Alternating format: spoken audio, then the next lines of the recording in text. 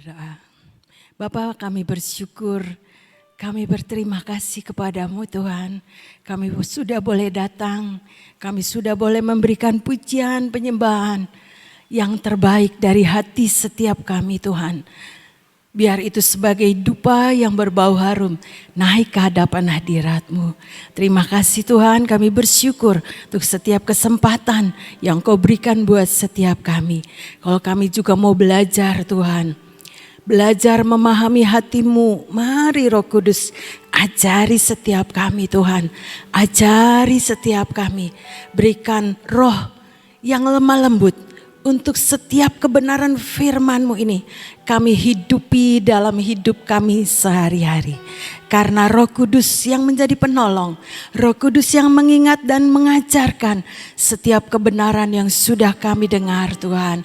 Mari Roh Kudus, Engkau yang berkarya di tengah-tengah kami. Di dalam nama Yesus kami berdoa dan bersyukur. Amin, amin, amin. Selamat pagi semuanya. Puji Tuhan ya saudara, kita belajar lagi kasih yang memberi. Kasih yang memberi. Bulan ini dunia juga ngomong hari kasih sayang ada di bulan Februari ya saudara. Kita belajar dari Efesus 5 ayat 17. Dikatakan sebab itu, sebab apa?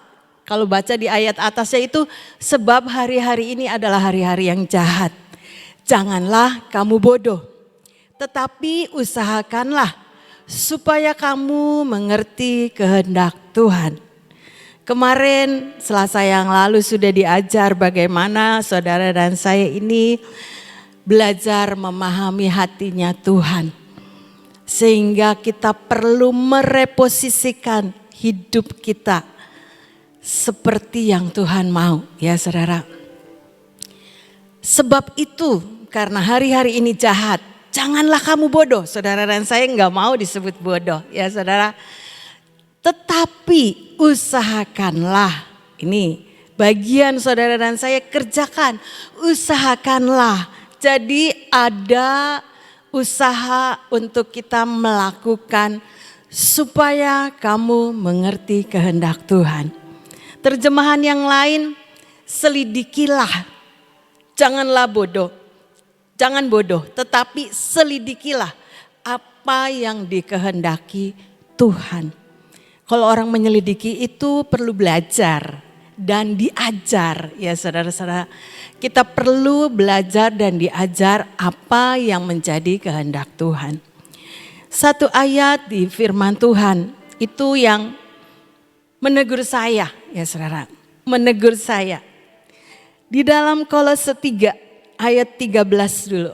Kolose 3 ayat 13. Sabarlah kamu seorang terhadap yang lain. Jadi sabar itu butuh orang lain yang menguji saudara dan saya untuk belajar dan diajar menjadi orang sabar ya saudara. Sabarlah kamu seorang terhadap yang lain dan ampunilah seorang akan yang lain. Apabila yang seorang menaruh dendam terhadap yang lain, sama seperti Tuhan telah mengampuni kamu, kamu perbuat jugalah demikian. Ada dua, sabar dan mengampuni ya saudara. Sabar itu ya enggak gampang prakteknya ya saudara. Kalau kepengen sabar nih hari ini saya pengen sabar enggak marah. Nanti ketemunya orang yang bikin jengkel. Orang yang bikin kita marah ya saudara-saudara. Aduh saya tuh udah janji nih dari pagi Tuhan saya mau belajar sabar, mau belajar sabar. Ya itu ketemunya sama orang yang bikin marah, bikin emosi. Itu sedang Tuhan menguji kita. Apakah saudara dan saya ini belajar untuk jadi sabar? Kalau belum keuji kan belum ketahuan ya saudara-saudara. Ketika ketemu dengan orang marah-marah, ya diladenin. Tapi dengan hati yang tidak emosi juga. Hati yang sabar. Tuhan Roh Kudus tolong saya supaya gak kepancing. Biasanya itu kalau orangnya marah-marah kita jadi kepancing, ikut jadi marah-marah. Karena apa yang dia katakan mungkin tidak sesuai dengan apa yang nyata kita hadapi dan kita lakukan. Bisa seperti itu ya saudara-saudara. Jadi sabar itu perlu ujian. Bukan cuma sekali, terus dan terus. Sampai kapan Bu? Sampai Tuhan datang. Karena sabar itu salah satu buah roh. Dalam Galatia 5 ayat 24 dan 25. Kalau atasnya baca itu buah roh ya saudara. 22 dan 23 itu buah roh. Ini 24-nya di bawahnya. Barang siapa menjadi milik Kristus. Saudara dan saya ini mau jadi milik Kristus. Ia telah menyalibkan daging dengan segala hawa nafsu dan keinginannya. 25. Jikalau kita hidup oleh roh, baiklah kita juga dipimpin oleh roh. Jadi kesabaran itu menyalibkan daging kita. Ya saudara-saudara, saya juga belajar. Enggak sudah lulus, tidak. Persoalan ini lulus, nanti apalagi yang dihadapi? Belajar lagi sabar. Terus dan terus ya saudara, namanya mengusahakan.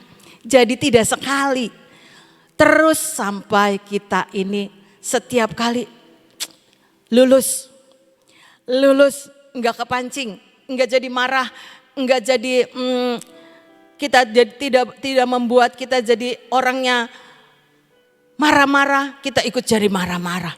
Karena apa? Karena biasa manusia itu pengen bales.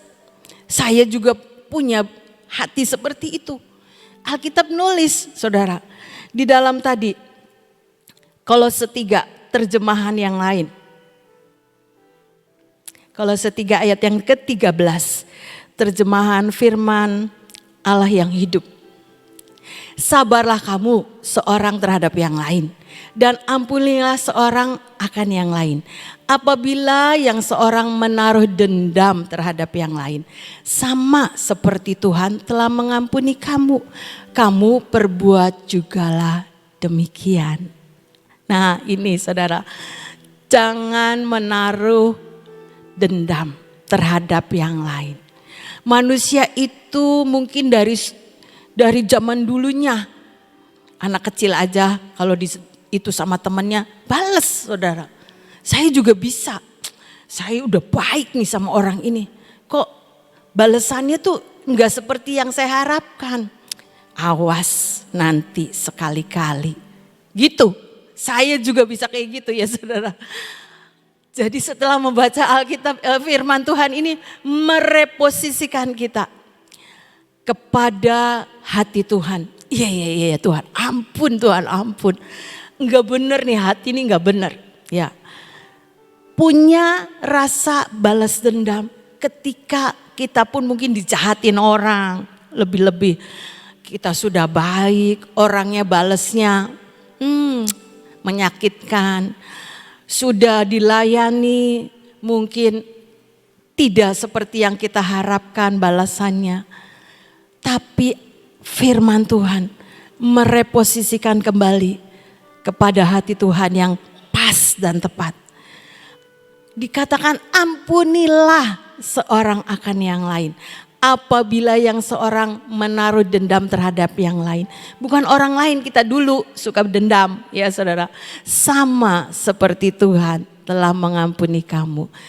Kamu perbuat jugalah demikian. Jadi kita harus punya pengampunan ya saudara. Sabar dan mengampuni. Kalau sabar itu kita bisa belajar.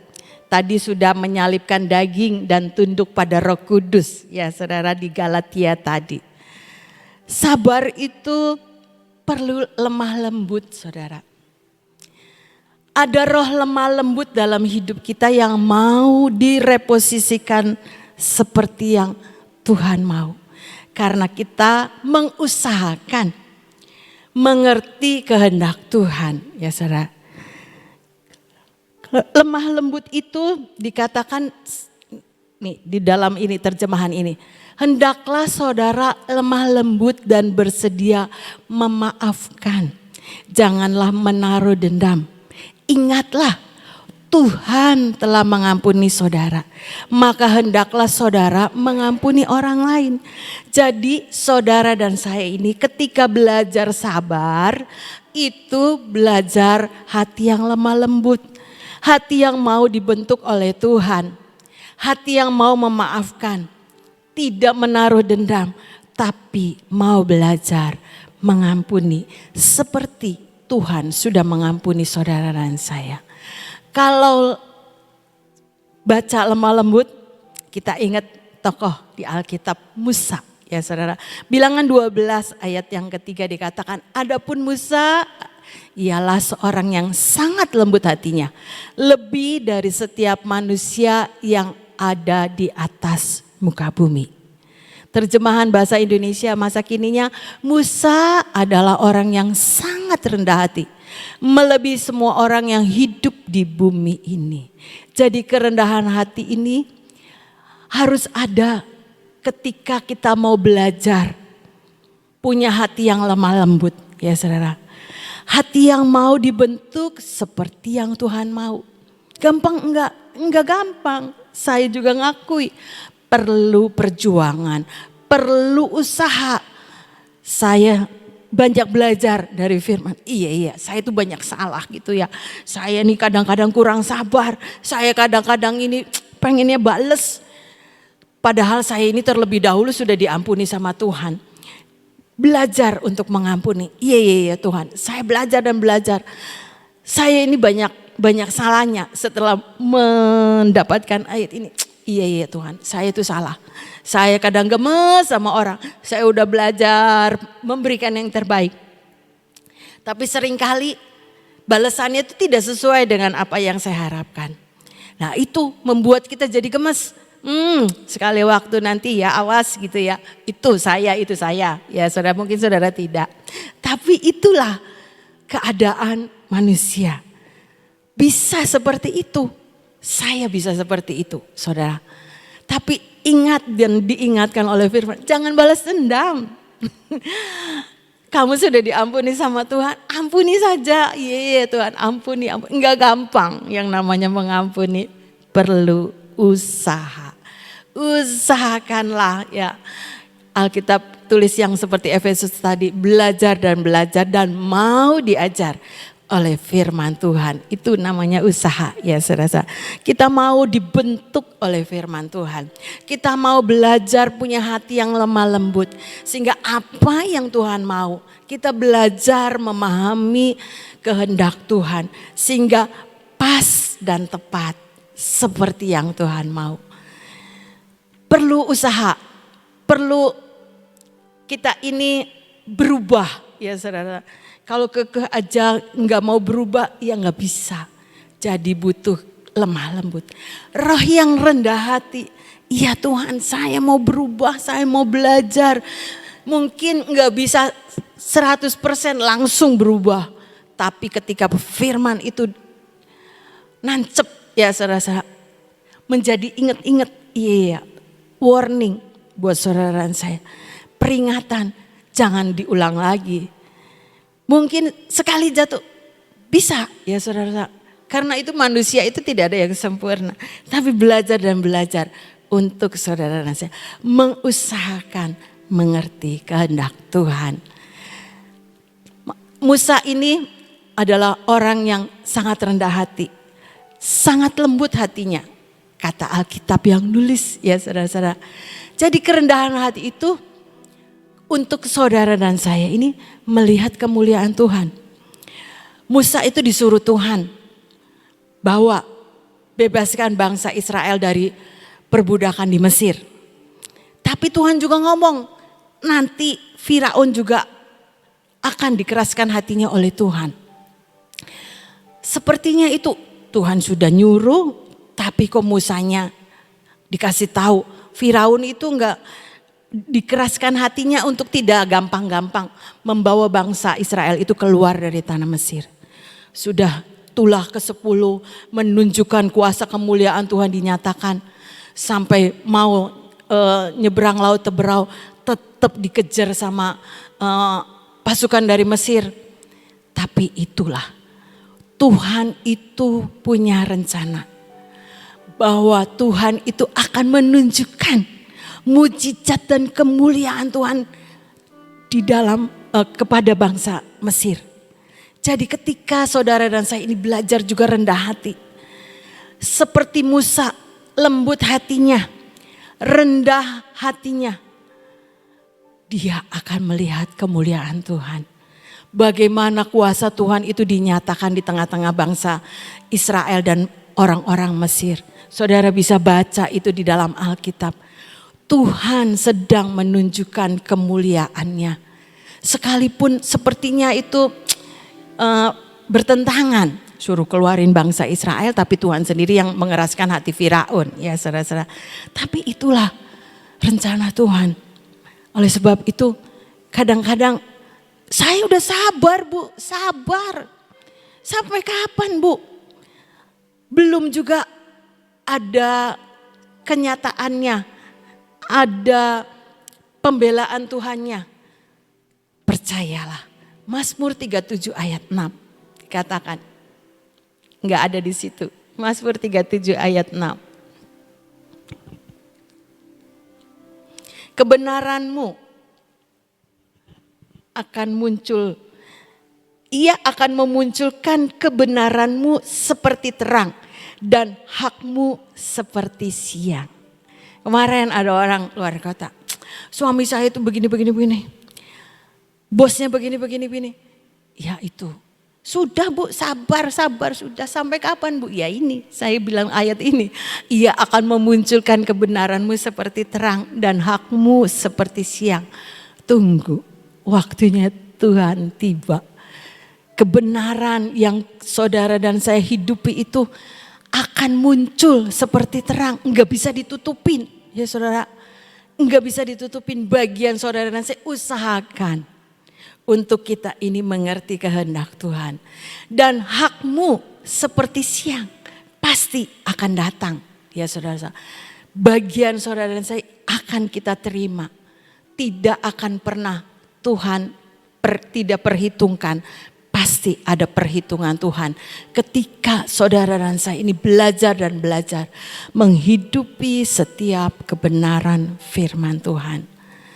Sehingga pas dan tepat untuk saudara dan saya ini mengerjakan apa yang Tuhan mau. Butuh usaha, butuh perjuangan, butuh kerendahan hati ya saudara. Butuh mungkin hati ini percaya saudara, seperti Musa percaya apa yang Tuhan janjikan untuk bangsa Israel itu keluar dari tanah perbudakan. Musa percaya. Melewati 10 tulah, melewati dikejar-kejar pasukan Mesir, tetap percaya Tuhan pegang kendali dalam hidup bangsa Israel. Tuhan pegang kendali juga dalam hidup saudara dan saya. Ayo belajar.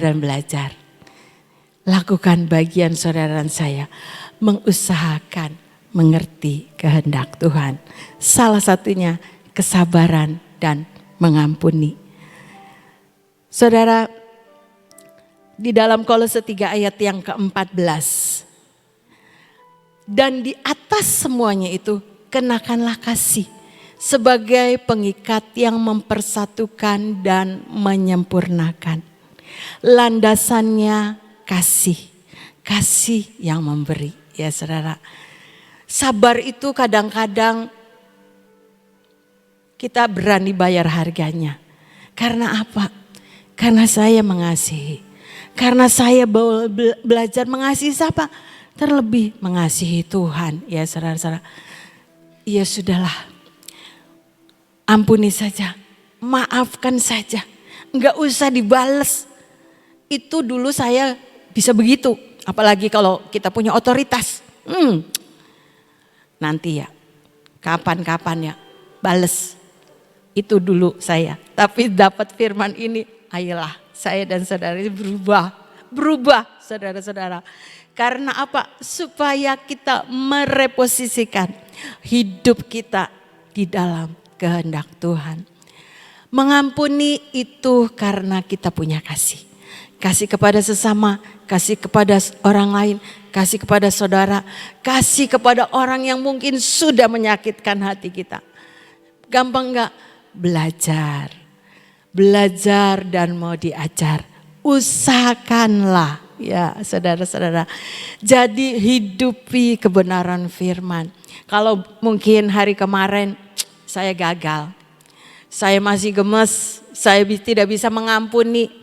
Setelah mendengar firman ini, ayo balik kepada posisi yang benar ya saudara. Seperti yang Tuhan mau. Sabar dan mengampuni. Karena apa? Karena kita terlebih dahulu sudah diampuni sama Tuhan. Saudara dan saya itu harusnya menjadi orang-orang yang binasa. Tapi karena kasih Tuhan yang menebus saudara dan saya di atas Bukit Golgota. Hidup saudara dan saya ini menjadi orang-orang yang diselamatkan. Kita sudah dibayar oleh darah Yesus yang mahal. Kita belajar ya. Kita tidak sampai mengeluarkan darah kita mungkin ya. Mungkin cuma uang kita, mungkin cuma gengsi kita, mungkin cuma kehormatan kita. Semuanya kita lakukan dengan hati yang mau diubahkan oleh Tuhan.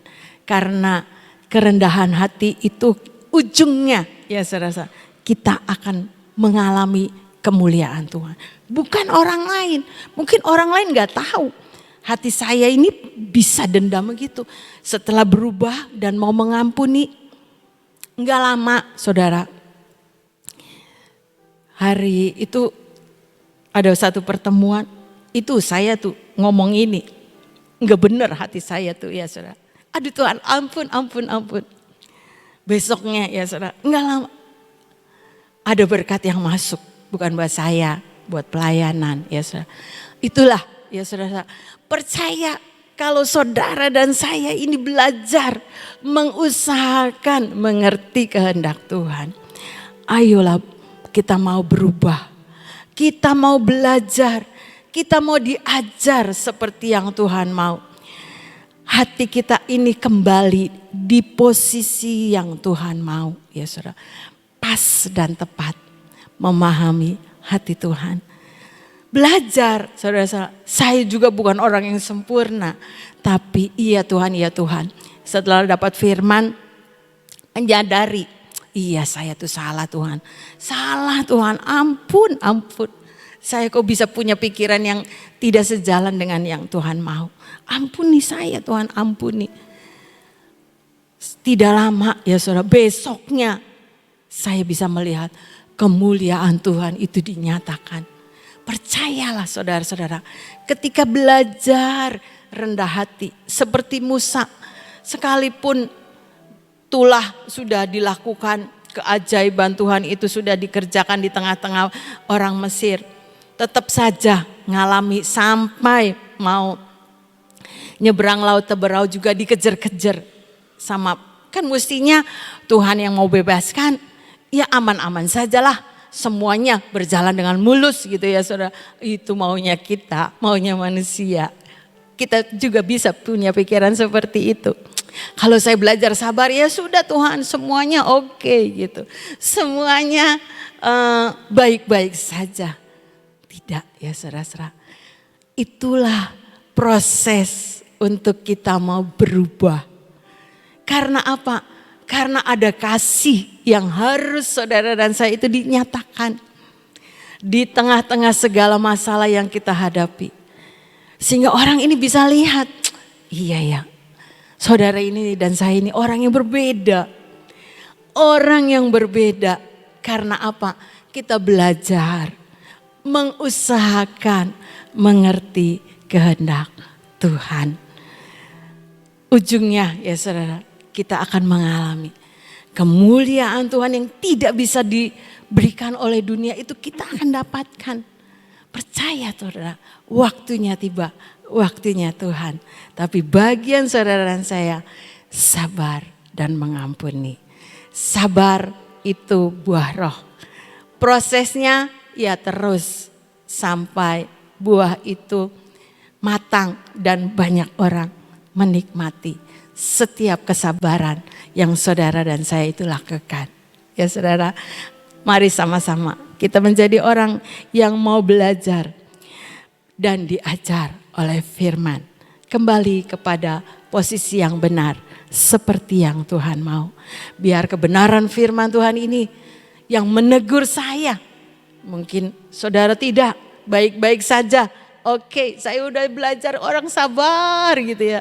Tapi percayalah, ketika firman ini disampaikan juga, itu ada sesuatu maksud dan rencana Tuhan dalam hidup saudara dan saya. Belajar, usahakanlah. Jangan kita menjadi orang-orang yang bodoh.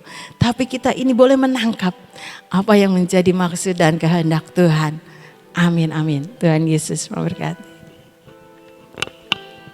Saudara, saat mendengar tentang mengampuni dan sabar ya, saya teringat akan peristiwa Esau dan Yakub.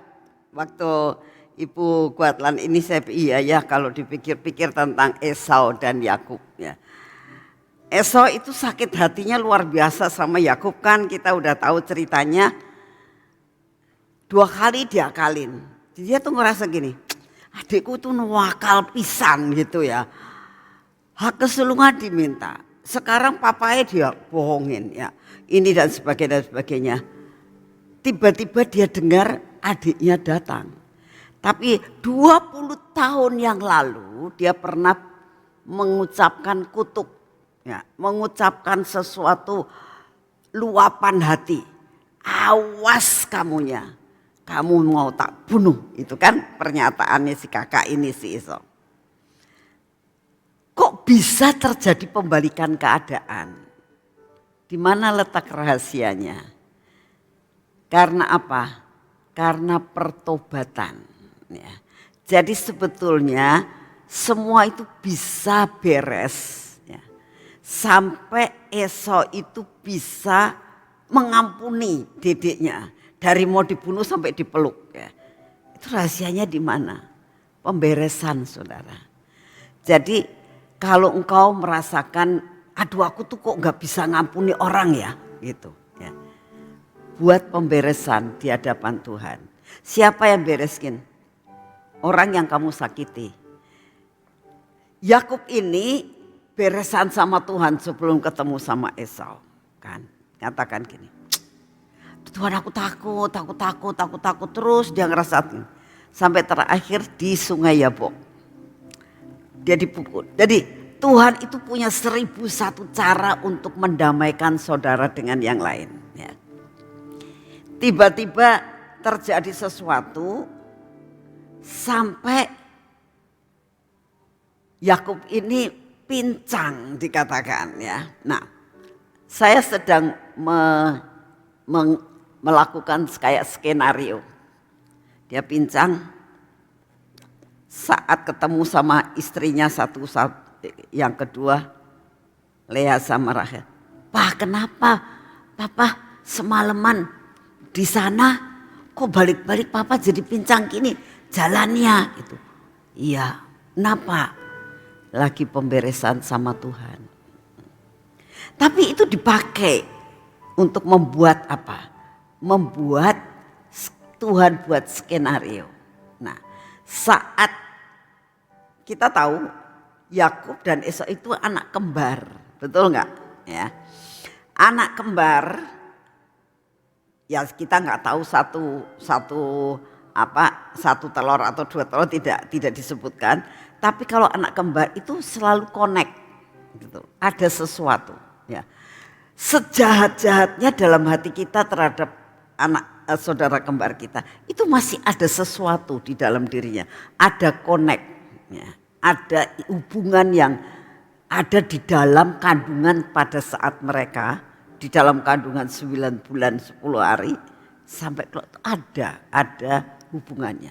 Nah, Tuhan tuh sanggup untuk membuat seperti itu. Sampai pada saat mau ketemu, Yakubnya kan jalannya pincang. Esau tuh ngeliat, loh dedekku kok kayak gini sekarang. Ya. Jalannya udah kayak gitu, stroke atau gimana gitu. Nah, naluri di dalam hati seorang kakak kandung yang kembar itu ada sesuatu yang nyambung, saudara. Ya. Kasih, kasih itu mengampuni. Yang mau bunuh nggak jadi. Jadi kadang-kadang Tuhan tuh izinkan segala sesuatu untuk melakukan sesuatu, hubungan kita bisa kembali lagi. Ya. Jadi percayalah kita sebagai anak Tuhan, belajar saudara, kasih itu menutupi dosa yang banyak. Amin. Hanya dengan kasih itu akan membuat semuanya menjadi luar biasa.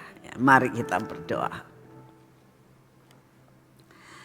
Terima kasih ya Tuhan untuk firman-Mu. Terima kasih Tuhan untuk pujian dan penyembahan selama 1 jam. Terima kasih buat segala sesuatu yang Kau berikan buat kami hari ini. Bapak, saat ini kami mau tetap berdiri buat bangsa dan negara kami Tuhan pagi ini. Kami mau berdoa untuk pemerintahan daripada Bapak Presiden kami dan semua stafnya. Yang saat ini sedang menghadapi akan banyak perkara. Baik perkara politik, persiapan untuk pemilu maupun mengatasi perekonomian. Mengatasi semua kemelut-kemelut yang ada di seluruh pulau-pulau. Tuhan, ini tidak mudah, kami tahu ini tidak mudah. Oleh karena itu kami berdoa untuk Bapak Presiden kami dan semua stafnya Tuhan. Untuk mengambil suatu langkah dan keputusan yang pas di hati-Mu. Beri hikmat kebijaksanaan untuk dapat mengatasi semua dan semuanya. Persoalan demi persoalan yang terjadi dalam negara kami. Biarlah Engkau yang akan memimpin dan memegang kendali. Bapa, kami juga berdoa saat ini untuk lawatan. Biarlah terjadi lawatan di pulau-pulau Tuhan. Lawatan di 5 benua. Sampai semua rencanamu tidak ada yang gagal. Rumahmu harus penuh. Terima kasih untuk kasih setiamu. Kami tetap berdoa untuk bencana alam yang mulai saat ini melanda Tuhan. Kami ingat akan apa yang hamba-Mu lihat. 5, 6, 7. Kami tidak tahu apa yang akan terjadi bulan 5, bulan 6 dan bulan 7. Tapi kami percaya semua ada dalam kendali yang daripada-Mu. Biarlah semua bencana yang terjadi, kami minta Engkau yang akan mengendalikannya sampai tidak akan mengalami sesuatu bencana yang fatal Tuhan. Terima kasih untuk kasih setiamu. Kami percaya Engkau mendengar doa kami. Mari saudara, saya beri waktu saat ini untuk saudara berdoa mengenai persoalan saudara masing-masing. Ceritakan kepada Tuhan apa yang menjadi beban saudara. Dimanapun saudara berada saat ini. Jikalau ada beban sakit penyakit, Tuhanlah yang sanggup menyembuhkan dan membuka jalan. Persoalan perekonomian, Tuhan akan menolong. Dan pasti Tuhan tolong. Persoalan keluarga, pemulihan pasti terjadi. Kerutan dalam keluarga, Tuhan akan meluruskan semua yang ruwet.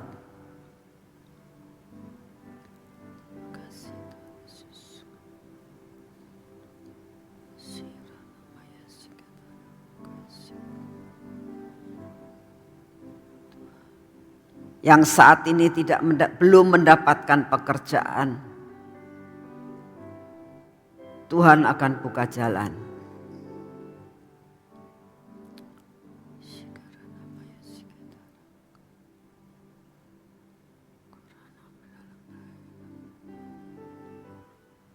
Terima kasih Tuhan.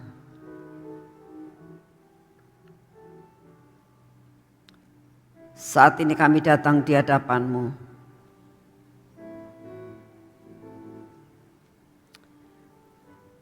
Kami percaya Kau mendengar doa kami.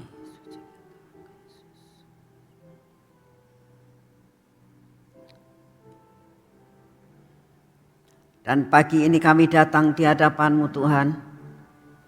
Dengan masa cuaca yang seperti ini, kami minta kekuatan yang baru daripada-Mu. Di dalam nama Tuhan Yesus, kami terima kekuatan baru. Kami terima daya tahan tubuh yang baru. Daya tahan tubuh ilahi. Daya tahan tubuh yang keluar dari surga. Kami terima di dalam nama Tuhan Yesus. Memasuki tubuh kami. Mengusir semua virus yang ada. Mengusir segala kelemahan tubuh. Mengusir segala sakit penyakit. Mengusir semua yang tidak baik dalam hidup kami. Kami terima di dalam nama Tuhan Yesus. Mari kita masuk dalam pengurapan.